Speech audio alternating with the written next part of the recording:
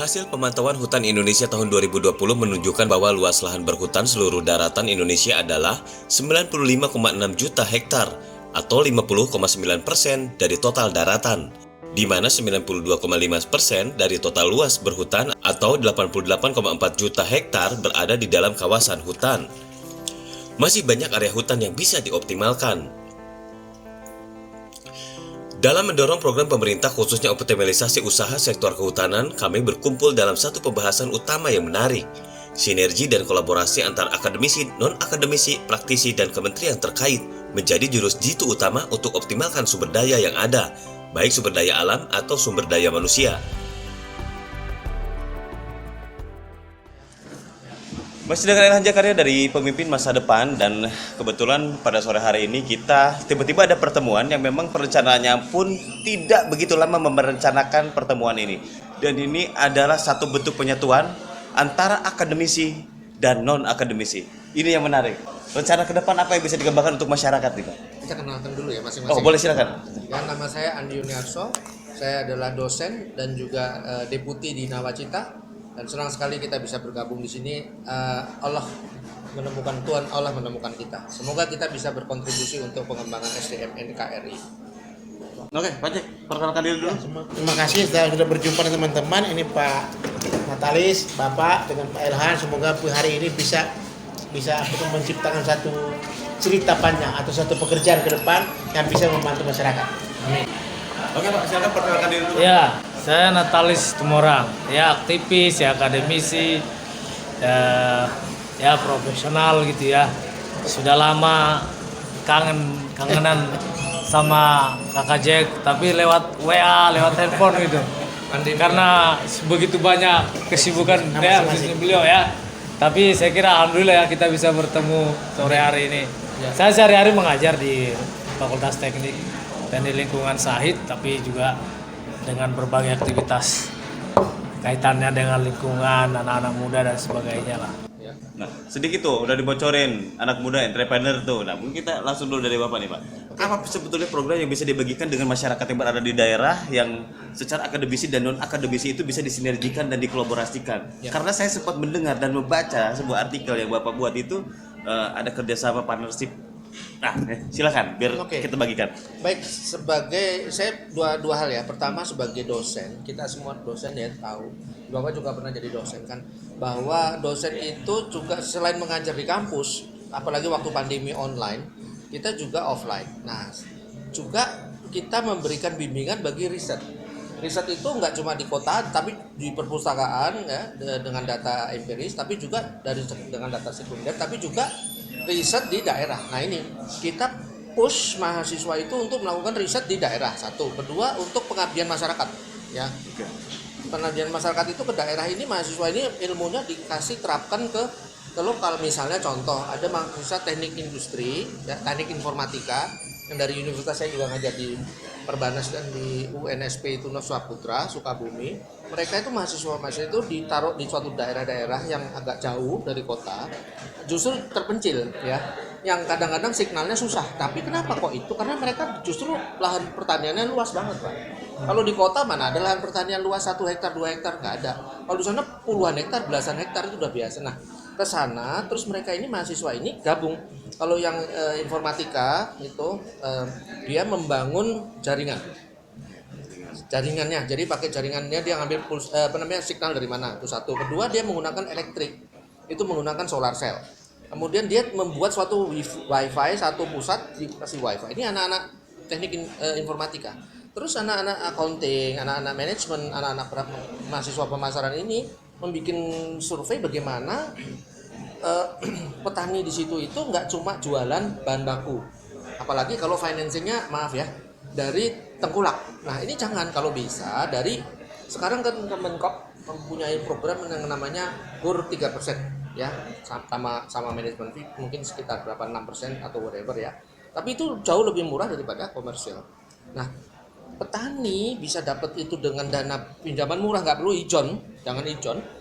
Kemudian nanti setelah panen itu tidak hanya raw material ya, sebagian dinaikkan, diangkat, misalnya nih singkong dicecel, dipotong jadi keripik singkong, dikasih branding, harganya 2 kali lipat, 100% loh naik. Tuh, Pak Jack, ada selisih UMKM nih. Iya. Lanjut. Ya itu semua dibantu oleh mahasiswa. Nah kami juga ada juga partner kami yang pengusaha yang besar yang membantu itu. Jadi mahasiswa juga belajar, masyarakatnya juga bisa diberdayakan dari tenaga-tenaga yang baru lulus ini atau yang belum lulus.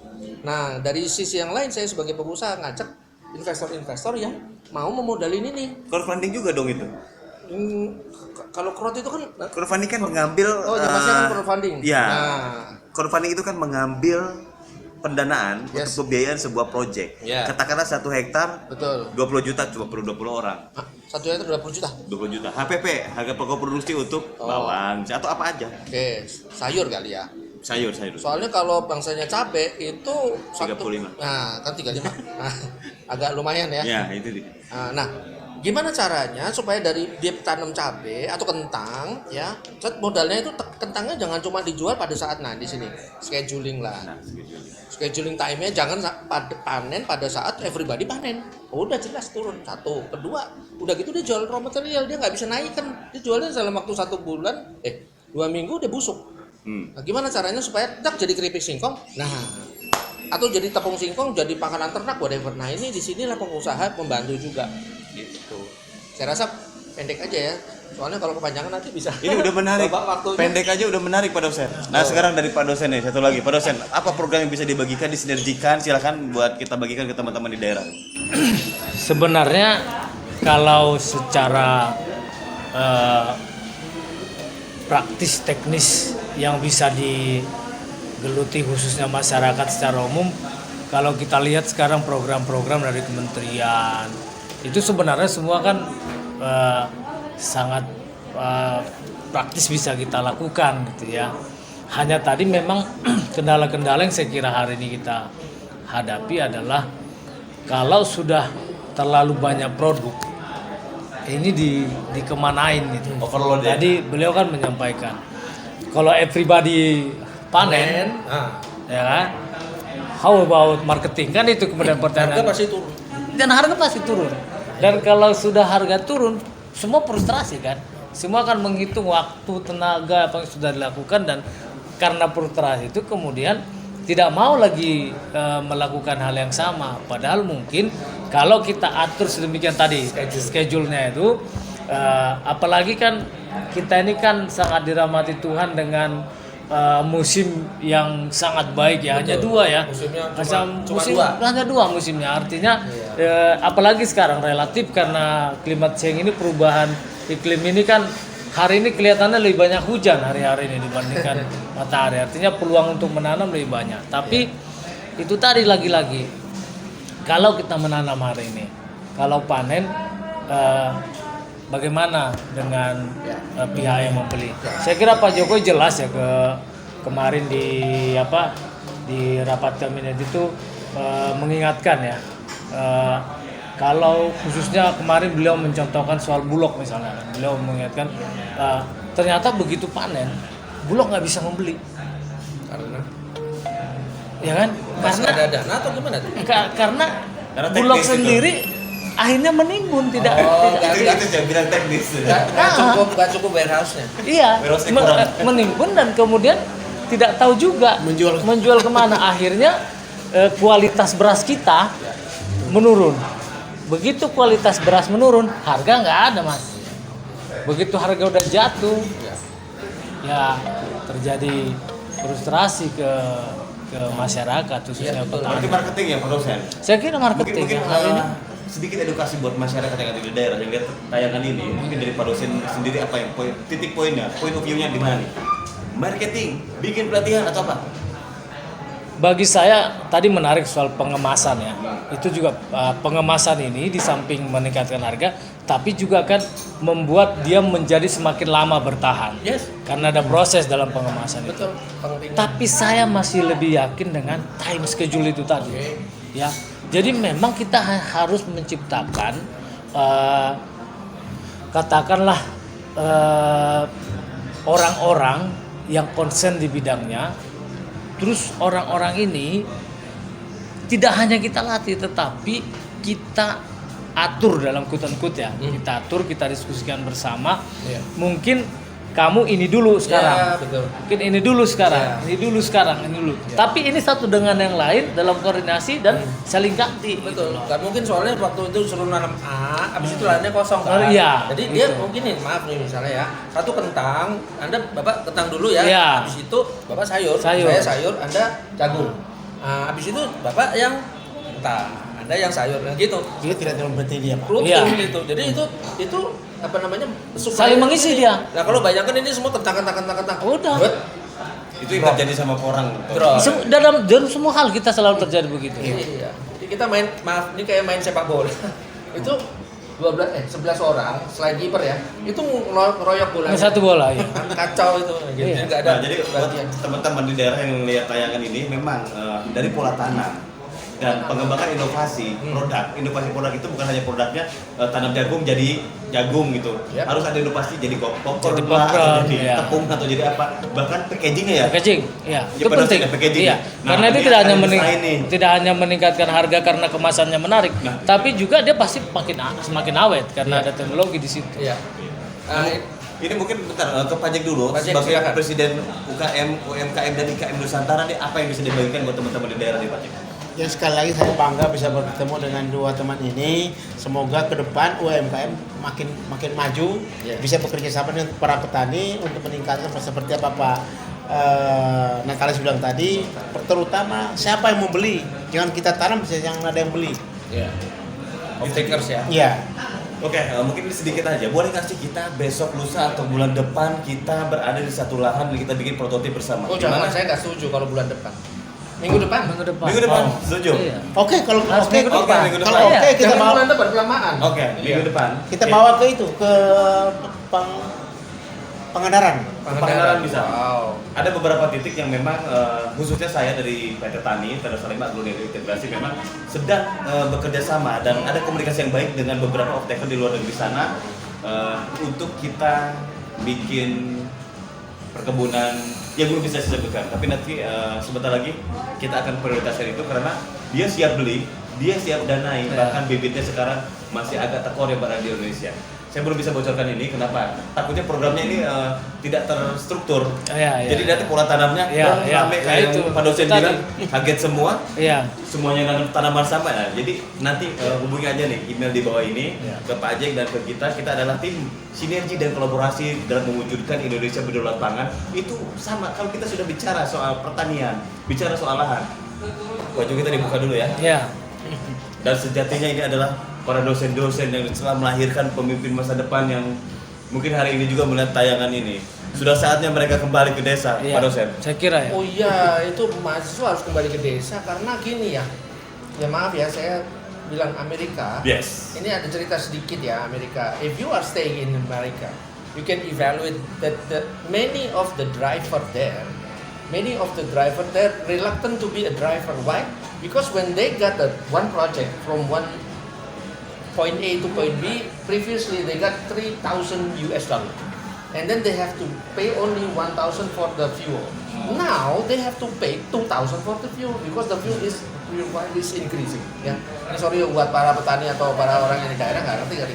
Makanya ini kalau dulu jadi truck driver, itu kalau dari poin A sama poin B itu dapatnya satu project $3,000, dia itu dapat $1,000 untuk cost of bensin. Ya, nah masih ada 2.000 dong. Ya. 2.000 buat makan 500, masih ada untung 1.500. Nah, sekarang harga bensin naik 2 kali lipat. Jadi dia 2.000. Dia cuma dapat 1.000. Nah, kalau 1.000 sama potong makan dia cuma dapat 500, itu pun kalau dia nggak jajan. Nah, kalau dia mau stay di hotel kalau capek. Dapat $150. Lah, ngapain dia dikerja? Dia dapat udah aja dia klaim sebagai unemployment, dapat uang dari pemerintah $300. Mendingan coba Anda mempunyai tempat, Indonesia mempunyai lahan luas, pakailah. Ya, mahasiswa jangan kerja IPB, jangan kerja di B-nya. Bang. Institut Pertanian Bogor. Pertanian, jadilah petani. Jangan IPB kerja di Bang. Nah, bukan Ini saya. dosen sama dosen yang jauh ya kita nonton. Tapi itu benar. Lanjut. Kasihan lah ya, tanah kita banyak. Ayo, IPB nggak cuma IPB ya. ya ITS, Universitas Diponegoro, UGM, macam-macam lah, UI juga. Ya, saya juga lulusan FEU ini bantuin petani karena ekonominya di situ Pak. Ya. Pangan. Kalau kita bisa pakai apa tanah-tanah dari PS perhutanan sosial gimana kira Pak?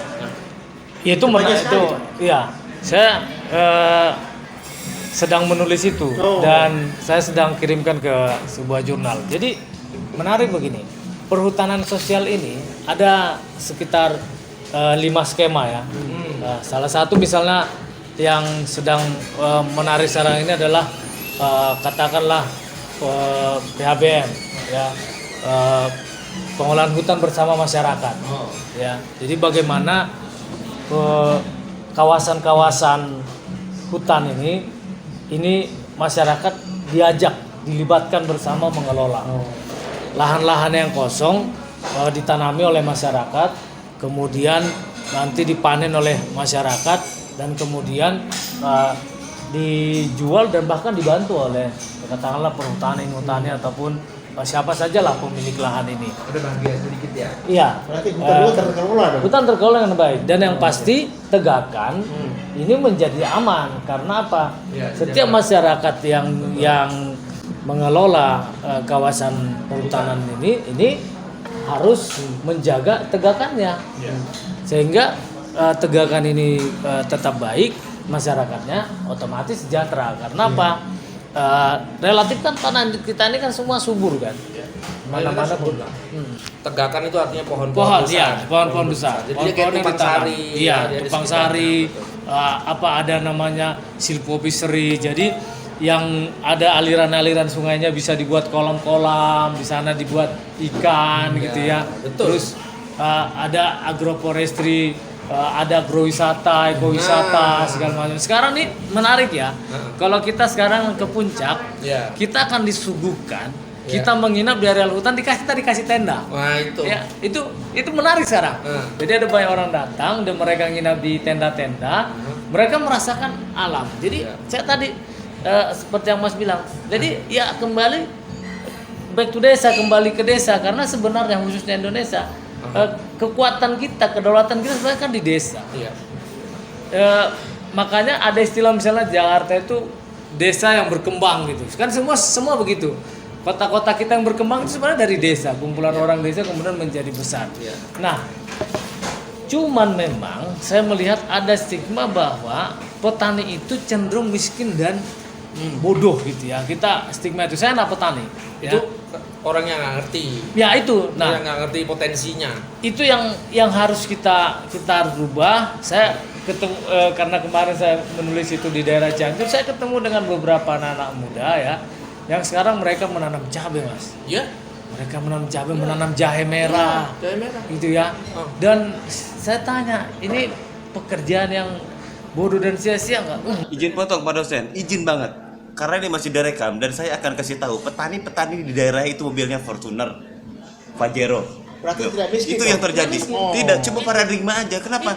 Ya, ada stigma. Nah, itu Dibuat stigma. Nah, ini kerja keras kita Mas. Siap. Ya, kerja keras kita mengatakan kepada masyarakat dan menunjukkan kepada masyarakat bahkan ke dunia, bahkan mungkin di dunia kampus juga kita tampilkan nih sarjana-sarjana bahkan master doktor dari luar negeri yang hari-hari ini mereka menjadi petani dan petani sukses gitu ya. Mereka mobilnya bagus, rumahnya bagus, mereka sehat karena setiap pagi mereka bangun udaranya cerah, masih mendengar Jadi burung. tidak malu Pak ya? Dan tidak malu Ini gitu. Mas Helan aja. Saya ketemu Tanya petani aja desa. semangat banget. Oh iya. Padahal di kota ini. Padahal di tengah kota ya, di DKI Jakarta. Tapi Karena benar. sering lihat perkebunan. Nah itu dia, kita sering studi juga. Jadi masing-masing dari kita tuh, walaupun ada Pak dosen, penggerak UMKM, dan saya dari PT, itu memang ketika kita ke daerah dapat ilmu dan menyatunya di sinilah. Makanya saya bilang dari tadi, akademisi dan non akademisi menyatu padu untuk membangun sebuah sistem yang baik.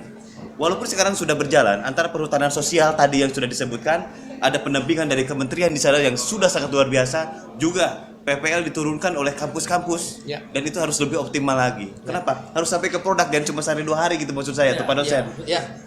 Harus sampai ke closing, jadi hilirisasinya itu jelas. Ya, contoh ya saya membina di UNSP itu Sukabumi itu mahasiswa saya itu waktu ikut saya itu dia tanya begini Pak, bagaimana nih pandemi ini penjualan turun, bagaimana strateginya? Nah, saya nggak jelaskan di sini detail karena bisa 1 jam.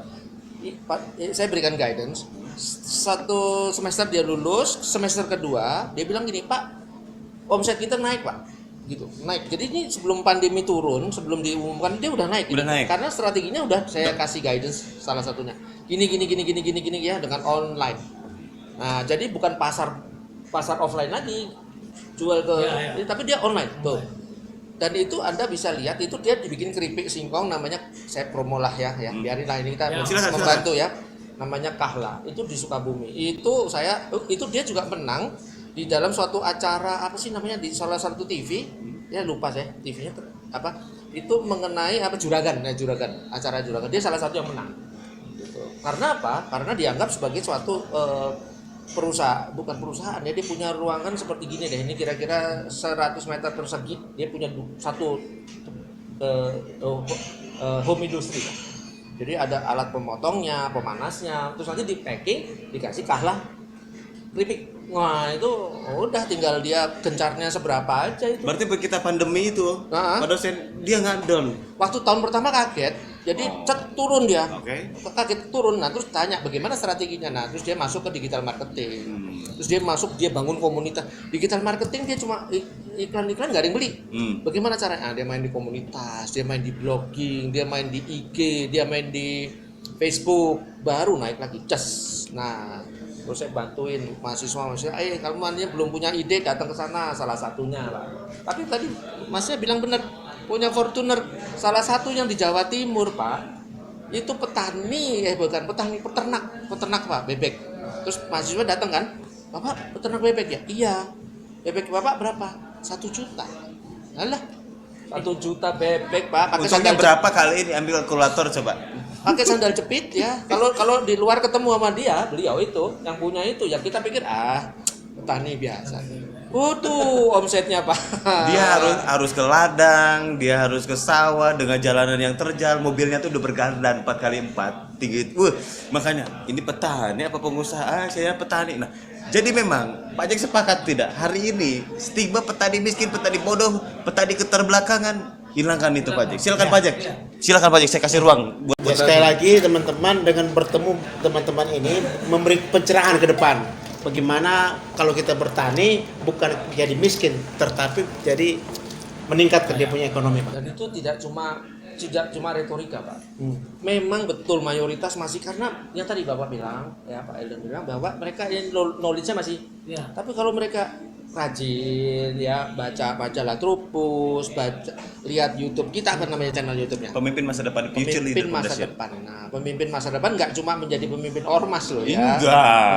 Nah, tetapi pemimpin petani UKM-nya, pemimpin di daerahnya, di desanya, dan yang seperti saya bilang itu punya pabrik home industry. Nanti digedein dong, bisa dong home industry jadi besar lagi. Dia supply ke Jawa Barat, supply lagi ke Jawa Tengah, supply lagi Jawa Timur. Aduh, kalau satu Jawa aja udah pegang, udah jadi ya kan. 10 titik aja dengan keuntungan 1 titik 3 juta per bulan. 10 titik udah 30 juta.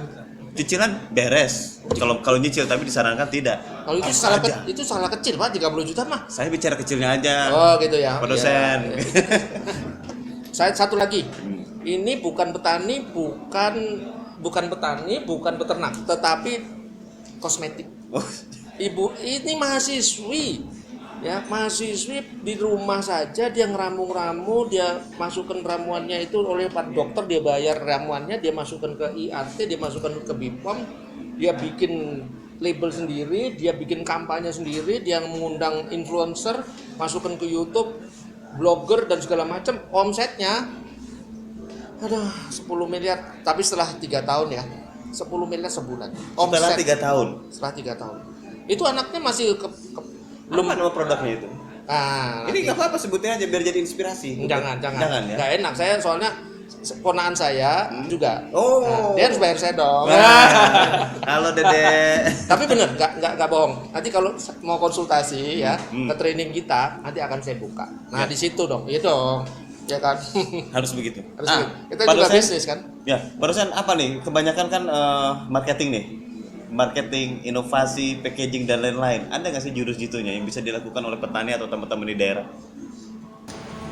Saya begini, Kalau kita lihat misalnya program-program yang diberikan oleh pemerintah maupun oleh perusahaan-perusahaan ya, tidak mau sebut nama perusahaan lah, tapi mereka memang bekerja ataupun fokusnya adalah di industri makanan misalnya. Sebenarnya pelatihan-pelatihan itu sudah ada. Saya sih melihat bahwa yang pertama ya, produk mereka ini memang belum bisa dibeli sesuai dengan harapan mereka. Jadi petani ini kan punya ekspektasi ya, bahwa produk ini bisa harganya persekian. Saya yakin gini, petani itu juga membuat atau menghitung untungnya itu nggak juga terlalu berlebihan. Tapi paling tidak mereka bisa tetap membeli pupuk, mereka tetap bisa makan dengan sewajarnya, ya. Dan kemudian kebutuhan-kebutuhan lain keseharian mereka itu tetap terpenuhi. Itu sebenarnya. Jadi kalau ada yang bilang misalnya habis gimana, harga dari petaninya udah tinggi, enggak. Bahkan kadang kalau saya turun gitu ya, ketemu dengan teman-teman yang saya bilang tadi di Cianjur, bahkan yang paling besar itu kadang di biaya transport. Iya. Nah, itu tugasnya pajak tuh di bagi situ pabrik kadang. tuh. Iya. Jadi sehingga di situ Pak ya. Iya, sehingga mereka akhirnya transport melakukan itu 20%. karena nggak ada kegiatan lain. Ketika ada tawaran menjadi TKI, itu kemudian menjadi lebih menarik. Karena income-nya jelas. Income-nya lebih jelas. Tidak bicara panen kapan, tidak bicara bayar transport berapa. Belum lagi ketemu seperti tadi misalnya ada rentenir di situ yang ijon tengkulak yang kita harus hadapi. Pas Itu baru panen drop. Nah, itu. Jadi saya yakin ya pelatihan itu sudah. Ya. Mereka giat bekerja, ya nggak usah kita ragukan. Apapun situasinya hari ini para petani kita tangguh. Apapun situasinya mereka fight. Nah, sekarang tinggal dua hal saya kira. Transportasi, ya kita benahi bagaimana jangan sampai lebih mahal transportasi dari produk. Ya. Baru yang ketiga adalah memastikan ada pembeli. Itu aja. Kalau yang lain mereka udah jalan itu dengan baik. Oke Pak Jack, kita sudah terlalu banyak ini, biar nanti kita rangkum semua dan kita akan buat pelatihan. Jadi buat teman-teman yang memang ingin ikut mencari ilmu sama-sama, silahkan nanti bergabung, ada email di bawah ini, silahkan daftarkan diri Anda. Boleh perorangan, boleh per kelompok. Nanti para dosen ini akan turun, akan membina, yuk kita bareng kita bangkitkan ekonomi kerakyatan khususnya di bidang pertanian. Pak Jack, closing statement dulu 2 menit. Aku tambah 1 menit. Oke, boleh. Pas closing statement ya. Pak Jack, closing statement 2 menit silakan Pak Jack. Dari Presiden UMKM dan Koperasi Digital Indonesia, silakan. Jadi apa yang teman-teman sudah jelaskan tadi itu sudah mantap sekali. Tinggal sekarang mungkin ke depan kita akan turun ke lapangan Pak. Ke lapangan supaya kita bisa bertemu dengan petani, menyampaikan ini dan kita bisa kolaborasi dengan Kementerian Koperasi, Kementerian IKM, industri untuk kita bisa kerjasama. Siap.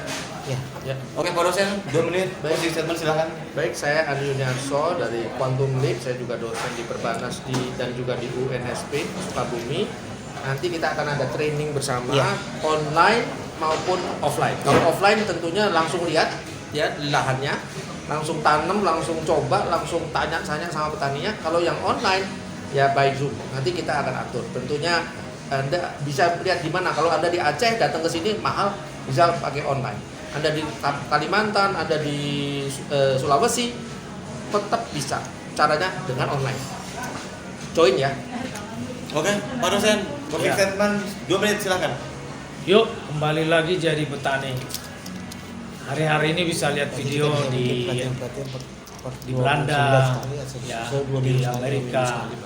Ya, bagaimana uang tidak punya harga karena tidak ada barang-barang yang bisa dibeli untuk makanan kita.